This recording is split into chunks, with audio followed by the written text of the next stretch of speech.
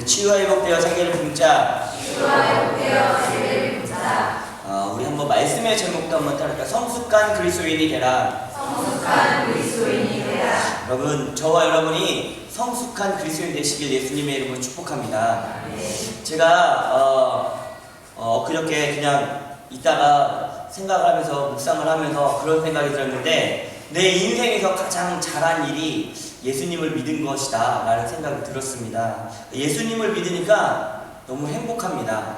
물론 환경이 바뀌고 내 삶의 어떤 질이 좋아져서가 아니라 그냥 예수님을 믿는 그것만으로도 행복하고 즐거워서 내가 가장 잘한 일이 인생에 있어서 가장 잘한 일은 예수 믿는 것이다 라는 그런 고백이 나왔습니다.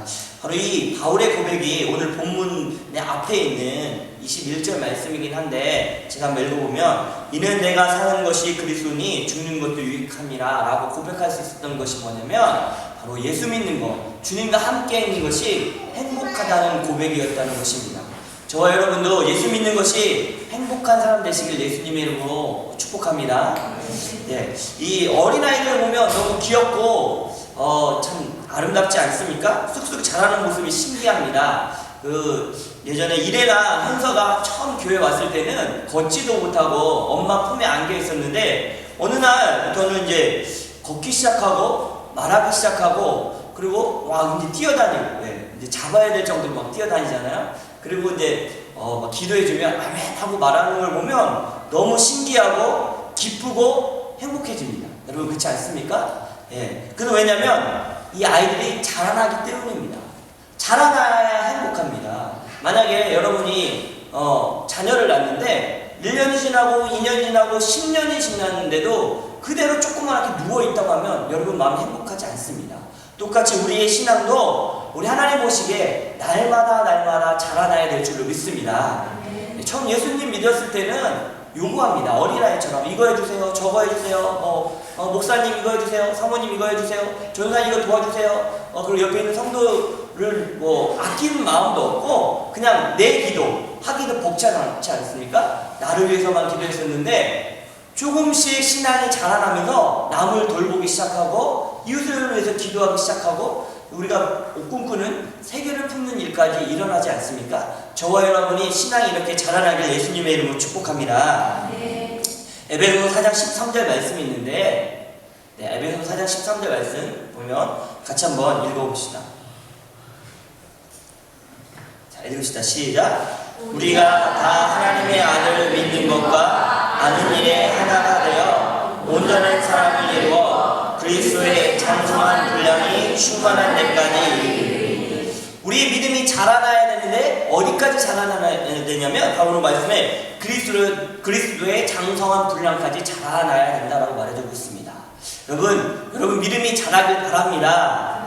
옆 사람에게 축복해 주세요. 당신의 믿음이 자라나길 바랍니다. 출애굽기 2장 11절과 14절에 보면 본문 위에 뜨는데 이 모세에 대한 이야기입니다. 모세가 왕궁에 있었는데 이집트 왕자 아닙니까? 이집트의 왕자인데 딱 나오니까 원래는 이집트 사람이 아니라 히브리 사람, 유대 민족이었어요. 보니까 자기 민족이 이렇게 싸우는 그 모습을 보고서 이 히브리 사람이 이집트 사람한테 당하는 모습을 보고서 어떻게 합니까? 이 혈기왕성한 모세가 이집트 사람을 때려서 죽입니다. 그 일이 있고 나서 또 이제 히브리 사람끼리 싸움 다툼이 있었을 때 중재를 하다가 이 히브리 사람들이 뭐라고, 그럼 나까지 또 때려 죽이려고 그래? 하는 이야기를 듣고 어떻게 합니까? 도망가게 됩니다. 이 모세는 아주 이 혈기가 왕성한 사람이었고 다혈질적인 사람이었습니다. 그런데 이 민수기 12장 3절에 보면 한번 읽어볼까요? 민수기 12장 3절 시작. 이 사람인 모세는 온유함이 지면의 모든 사람보다 선하다.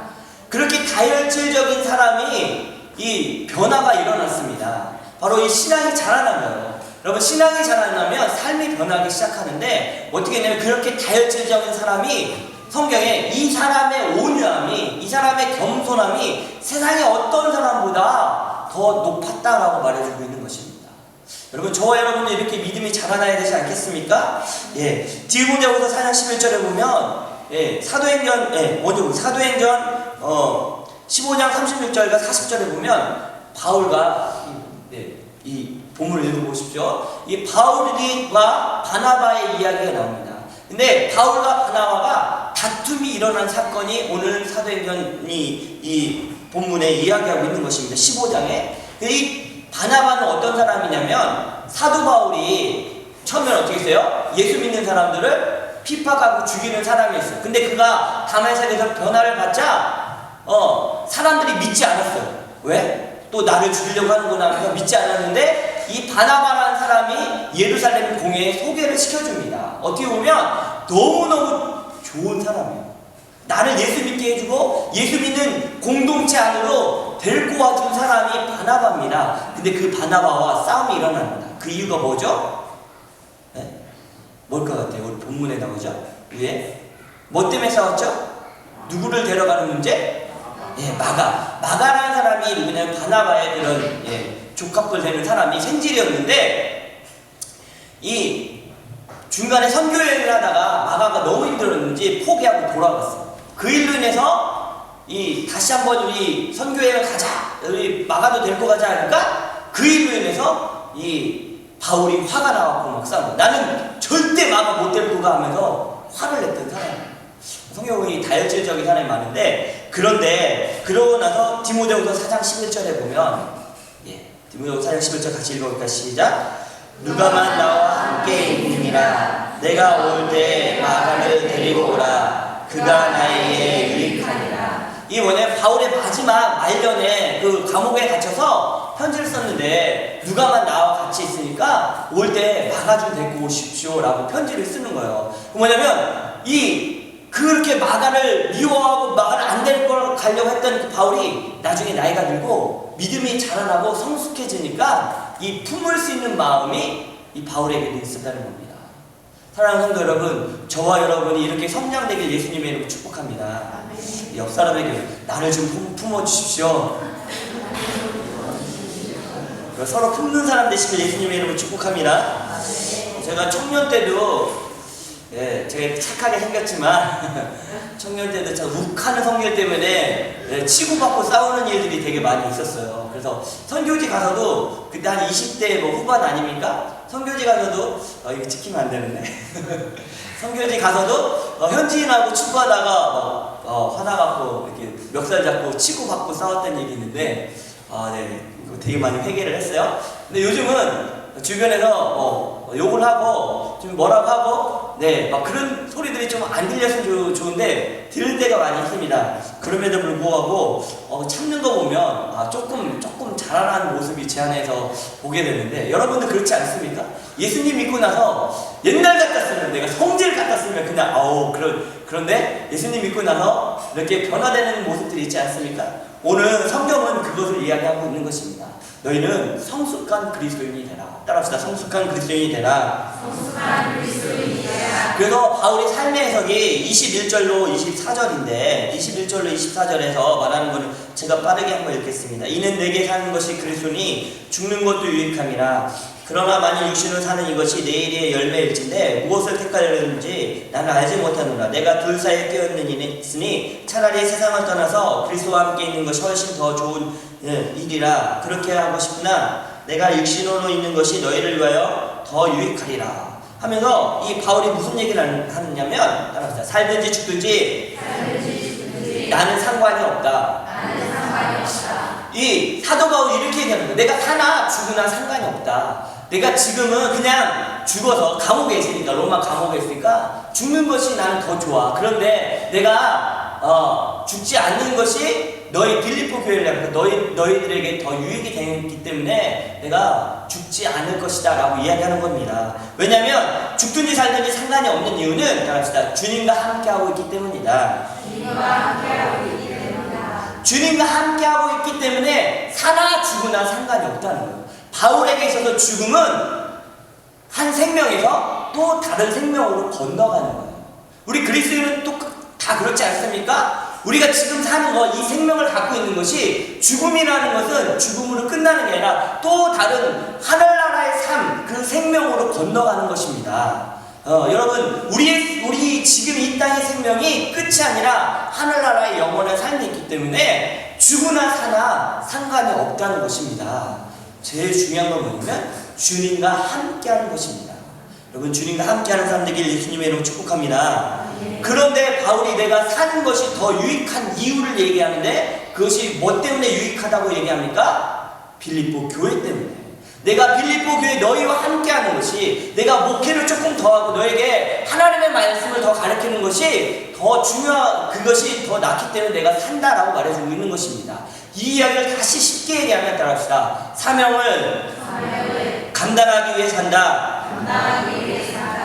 우리에게 주는 질문 아닙니까? 여러분 왜 사십니까? 사명 때문에 살아가는 것인 걸 여러분 믿으시길 바랍니다. 여러분 직장을 어디로 선택할지, 집을 어디로 선택할지, 학교를 어디로 선택할지, 여러분 이런 선택을 할 때 죽으나 사나 똑같은데 어디로 선택하겠습니까? 여러분 사명이 있는 곳으로 여러분 선택하시길 바랍니다. 돈 많이 주는 곳, 편안한 곳이 아니라, 내가 뭐 이렇게 잘 배울 수 있는 곳이 아니라 내가 하나님의 일을 얼마나 감당할 수 있는 곳, 그곳이 여러분이 있어야 할 자리인 것을 여러분 믿으시길 바랍니다. 그러면서 성숙한 그리스도인이 되라 하면서 네 가지로 얘기하고 있습니다. 27절 말씀인데 한번 같이 읽었으면 좋겠습니다. 27절 읽읍시다. 시작. 오직 너희는 그리스도의 복음에 합당하게 생활하라. 네, 따라합시다. 복음에 합당한 삶을 살라. 여기서 복음에 합당한 삶을 살라라는 이 말은 뭐냐면 따라합니다. 시민으로 살라. 이거 뭐냐면 우리의 시민권은 하늘나라에 있기 때문에 하늘나라 시민권을 가진 사람처럼 살라라고 말해주고 있는 거예요. 여러분 옆 사람에게 말해주세요. 당신 하늘나라 시민권 가진 사람처럼 사십시오. 중학교 때 수학 선생님이 계셨는데 그 선생님 별명이 미친 개였어요. 여러분 그런 선생님 있잖아요. 그 별명 자체가 미친 개면 얼마나 애들을 두들겨 팼겠어요. 그러니까 애들이 별명이 그렇게 붙였어요. 근데 어느 날 수업에 들어오시더니 그 음악실을 다 우리를 그 시청각실을 다 몰고 가는 거예요. 두 반을 합반이라서 하더니 비디오를 딱 틀어주셨어요. 무슨 비디오였을까요? 전도 영상이었어요. 하나님에 대한 이야기가 쫙 나오고 예수님의 얘기가 나오고 사랑 얘기가 나왔는데 다 나오면 애들이 욕하고 나오죠. 저 미친 개가 막 그러면 삶이 없는 거예요. 그리고 전도한다고 복음의 영상을 틀었지만 그 선생님을 볼 때 아무 누구도 예수님 믿고 싶은 마음이 하나도 안 생긴 거예요. 예수 믿는 저도 나 예수 믿어라고 말하기가 어려울 정도의 삶이 그렇게 된 거예요. 여러분 오늘 얘기하는 거예요. 너희는 복음에 합당한 삶을 살라. 예수 믿는 사람처럼 살라. 여러분 천국 시민처럼 살라라고 말해주고 있습니다. 여러분 그렇게 되면 성숙한 그리스도인이 될 수 있다라고 말해주고 있는 것입니다. 이 땅에도 보면 여기서 이민자들의 삶이 참 고달프지 않습니까? 그래도 이민하려고 하는 사람들도 많고 일하는 사람들 많은데 많이 욕을 먹는 사람들이 고용인들을 직원들을 부리는데 이 식당에서 일하시는 그런 직원들한테 팁도 막 중간에서 가로채서 조금만 주고, 그리고 월급도 이렇게 다 안 주고, 그리고 심지어는 자기는 이렇게 쉬면서 주일날 교회 간다 하면 교회 못 가게 하고 이런 분들이 있습니다. 근데 그런 분들이 교회 다니신다는 거예요. 그럼 얼마나 복음에 이게 합당한 삶입니까? 여러분 우리는 성숙한 그리스도인으로서 복음에 합당한 삶을 사시길 예수님의 이름으로 축복합니다. 그래서 빌립보서 4장 12절에는 나는 비천에 처할 줄도 알고 풍부에 처할 줄도 알아. 모든 일 곧 배부름과 배고픔과 풍부와 궁핍에 처할 줄 아는 일의 일체의 비결을 배웠노라 하면서 모든 상황 가운데서 내가 견딜 수 있는 믿음이 생겼다라고 말해주고 있는 것입니다. 두 번째 성숙한 그리스도인이 되는 방법, 두 번째는 27절 말씀인데 다시 다 협력하라. 27절 하반절 보면 이는 내가 너희에게 가보거나 떠나 있으나 너희가 한 마음으로 서서 한 뜻으로 복음의 신앙을 위하여 협력하는 것과 라고 말해주고 있습니다. 성숙한 그리스도인이 되는 방법 두 번째는 한 번 더 따라합시다. 협력하자. 네, 고린도전서 12장 26절과 27절 말씀이 있습니다. 한번 같이 읽을까요? 시작. 만일 한 지체가 고통을 받으면 모든 지체가 함께 고통을 받고 한 지체가 영광을 얻으면 모든 지체가 함께 즐거워하느니라. 너희는 그리스도의 몸이요 지체의 장품이라. 아멘. 그러니까 고린도전서에 보면 우리는 그리스도의 몸이라고 말해주고 있어요. 각 지체라고 말해주고 있어요. 여러분 한번 손가락 한번 깨물어 볼까요? 어떠세요? 깨물어 보세요. 아프죠? 이 새끼 손가락 하나 깨물었는데 온몸이 아프다라고 성경은 얘기해 주는 거예요. 여러분 이 발톱이 별거 아닌 것 같지만 발톱이 막 파고들면 걷지도 못하지 않습니까? 이것처럼 우리가 교회인데 교회는 각 부분이 있다는 거예요. 그래서 서로 협력해야 된다는 거예요. 우리도 교회가 주일학교가 있고 찬양팀이 있고 셀들이 있고 그리고 이렇게 앞에 준비하는 사람들이 있고 음식을 준비하는 사람들이 있고 또 기도하는 사람이 있고 예배에 참석하는 사람들이 있어요. 각자에게 주신 그런 몸의 구조대로 다른 부분들이 있다는 거예요. 그런데 서로 비난하지 말고 협력하라라고 말해주고 있습니다. 여러분 저와 여러분이 협력하는 사람 되길 예수님의 이름으로 축복합니다. 그래서 제가 이걸 적었는데 따라합시다. 건의와 불만은 다르다. 우리가 성숙한 그리스도인으로서 협력하기 위해서는 뭐냐면 건의는 내가 헌신하려고 하는 거예요. 교회 안에서 막 건의하는 사람들 있죠? 그럼 내가 이거 하겠습니다. 이거 이렇게 변했으면 좋겠습니다. 근데 불만을 내는 사람이 있어요. 아우 저거는 왜 그런지 모르겠어요. 우리 교회는 왜 이것도 없어요? 왜 이것도 안 돼요? 라고 불만을 내는 것은 비난하는 것입니다. 또 한번 따라합시다. 협력과 비교는 다르다. 협력은 내 포지션에서 최선을 다하는 거예요. 내가 가진 것은 별로 없어. 근데 내가 이 일을 최선을 다하는 것은 협력이고, 그리고 비교는 뭐냐면 자신의 마음의 불평을 표현하는 거예요. 내가 편하지 않아. 나 그래서 좋게 얘기하지만 그거를 불평을 얘기하는 겁니다. 또 따라합시다. 비난과 충고는 다르다. 여러분 비난은 뒤에서 하는 거고 충고는 그 사람 앞에 가서 하는 거예요. 여러분 충고하는 사람 되시길 바랍니다. 비난하지 마세요. 누가 누구에게 비난해요? 여러분 제일 조심해야 될 사람이 나랑 친한 사람이에요. 왜? 내가 다른 사람 이야기를 이 사람한테 할 때가 되게 많거든요. 그래서 여러분 비난하지 않고 충고하는 사람 되시길 바랍니다. 좀 마음에 걸리면 그 사람한테 찾아가서 직접 대고 얘기할 수 있는 그런 용기가 없다면 말 안 하는 게 좋습니다. 그래서 교회는 이렇게 협력하는 관계가 되어야 될 줄 믿습니다. 세 번째는 따라서 28절에 나오는데 두려워 말라. 28절에 무슨 일에든지 대적하는 자들 때문에 두려워하지 말라라고 말해주고 있습니다. 우리가 성숙한 그리스도인이 되려면 두려움을 이겨야 될 줄로 믿습니다. 근데 뭐라고 말하냐면 따라합시다. 대적자들이 생긴다. 그들을 두려워하지 말라. 로마서 12장 14절 말씀입니다. 로마서 12장 14절 같이 한번 읽어볼까요? 시작. 너희를 박해하는 자를 축복하라. 축복하고 저주하지 말라. 21절 말씀이 없죠? 21절 말씀 제가 읽겠습니다. 악에게 지지 말고 선으로 악을 이기라. 그리고 마태복음 5장 11절과 12절 말씀입니다. 한번 읽어보세요. 시작. 너희를 욕하고 박해하고 거짓으로 너희를 거슬러 모든 악한 말을 할 때에는 너희에게 복이 있나니 기뻐하고 즐거워하라. 하늘에서 너희의 상이 크리라. 너희 손에 있던 선지자도 같이 박해하느니라. 아멘. 보니까 우리가 두려워하지 말아야 될 게 뭐냐면 우리를 저주하고 힘들게 하고 고통스럽게 하는 사람이 결국은 나의 상급을 쌓게 해주는 사람이라는 거예요. 여러분이 여러분 힘들게 하는 그 사건을 통해서 하나님은 우리에게 상급을 주기 원하신다는 거예요. 그렇기 때문에 두려워하지 않게 예수님이 축복합니다. 네 번째 따라서 이기라. 예, 29절 30절 우리 성숙한 그리스도인 되기 위해서는 이겨야 되는데 29절로 30절 보면 그리스도를 위하여 너희에게 은혜를 주신 것은 다만 그를 믿을 뿐 아니라 또한 그를 위하여 고난도 받게 하려 하심이라. 너희에게도 그와 같은 싸움이 있으니 너희가 내 안에 본바여 이제 내 안에서 듣는 바니라 하면서 이 싸움에서 이기라 라고 말해주고 있습니다. 여러분 보면은 외국인들이 정말 한국을 사랑해요. 요즘 막 텔레비전에도 나오잖아요. 그래서 외국인이 우리나라를 사랑해서 우리나라를 지키려고 군대로 가려가면 받아줘요? 안 받아줘요? 안 받아줘요. 왜? 외국인이니까. 시민권이 없으니까. 근데 여러분 시민권이 있으면 군대 우리나라에서는 당연히 가야 돼요. 우리나라를 지켜야 돼요. 여러분 누구에게 고난이 있습니까? 하늘나라의 시민권이 있는 사람에게 고난이 있다는 겁니다. 하나님이 아무에게나 고난을 주시는 게 아니라 외국인에게는 굳이 그런 군대 가고 이런 나라 시키는 일을 시킬 필요가 없어요. 그 사람은 외국 사람이기 때문에.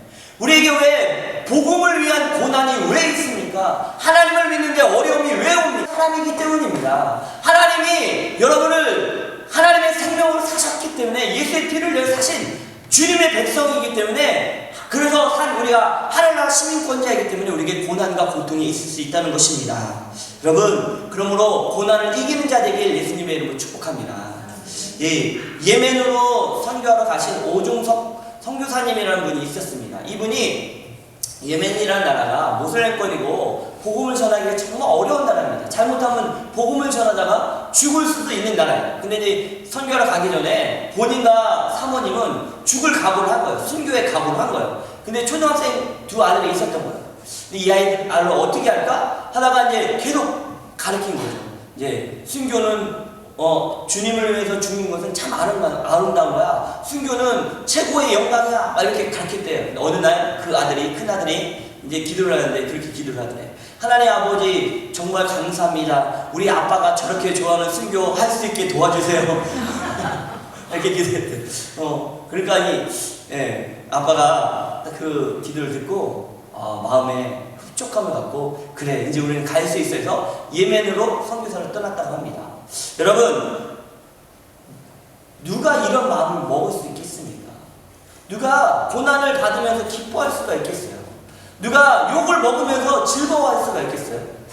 예수 그리스도를 믿는 성숙한 그리스도인이 그렇게 될 수 있다는 겁니다. 여러분, 이 땅에 속한 사람들이 아니라 하늘나라의 시민권을 가진 사람들입니다. 그러므로 고난받는 것을 두려워 마시고 이기는 저와 여러분 되시길 예수님의 이름으로 축복합니다. 같이 찬양하겠습니다.